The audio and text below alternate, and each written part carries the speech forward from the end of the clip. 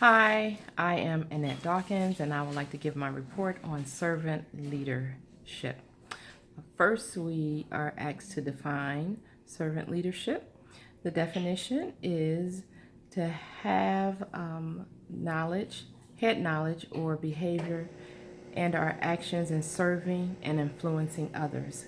We must have the willingness and intentions to change, grow, and improve. We must apply what we learn daily and by influencing others to work toward a common goal. A servant is concerned with the needs of others over their own. And to also include servant leadership is modeling after the greatest leader of all time, which is Jesus Christ, the Son of Man, who came not to be served, but to serve. To me, servant leadership is having the ability to influence others willingly.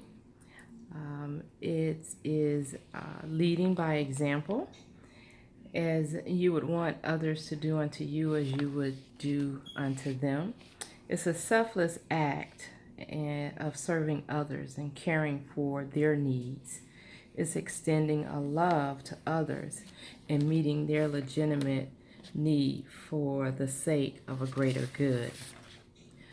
The company that I initially applied to do a service project with did not go through.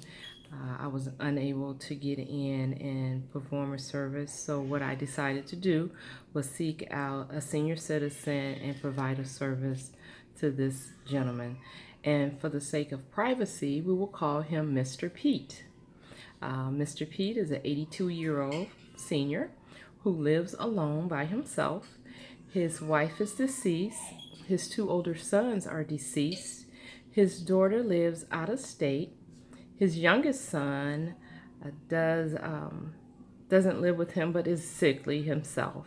And he has one son who has no interest or shows no interest in him.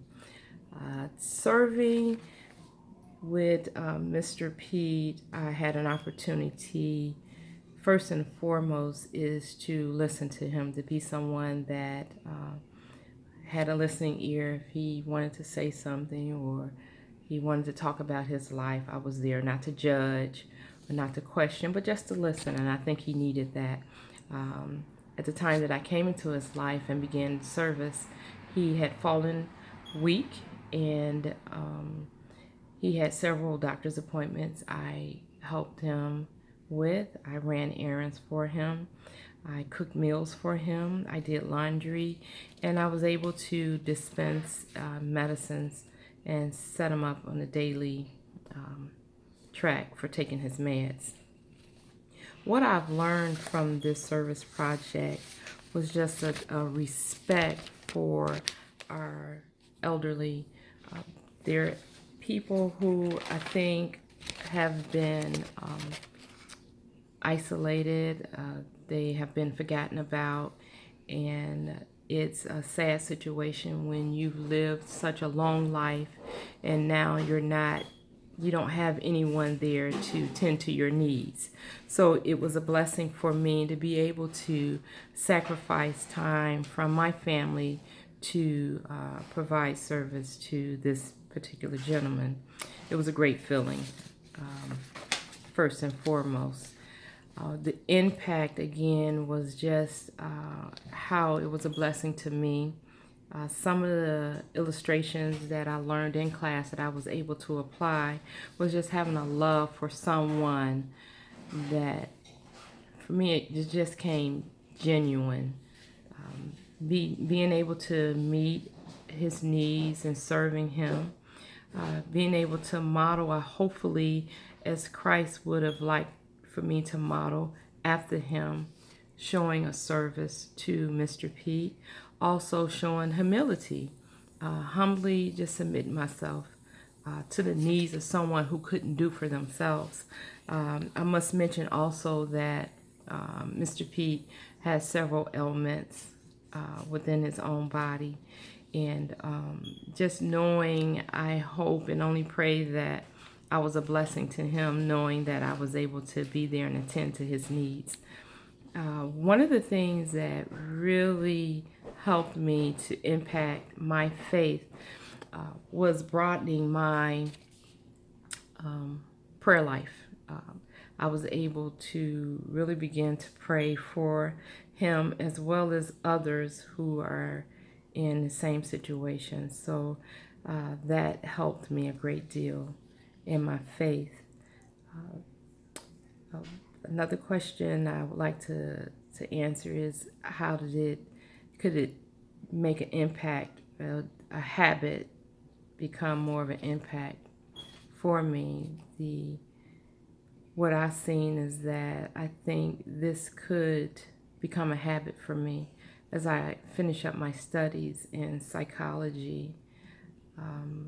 I think I would like to reach out and see how I can be of service to the aging population. I think it's important that we do not forget them. It is a blessing for someone to live in their 80s and 90s, and for them to live that long. I'm sure God is pleased with their lives as well. Is there something I could do to apply to life today from my experience in serving others? Yes, I can remember that servant leadership is not about me. It's not. It's about serving others. And ultimately, it's the same thing that Jesus Christ came to do. He came to serve others. And I only hope and pray that as I continue this journey, that I will learn to be a much better servant in leading others and loving others and impacting their lives. So thank you for listening, and I'm grateful for the class that we had in learning how to be a good servant leader. Thank you.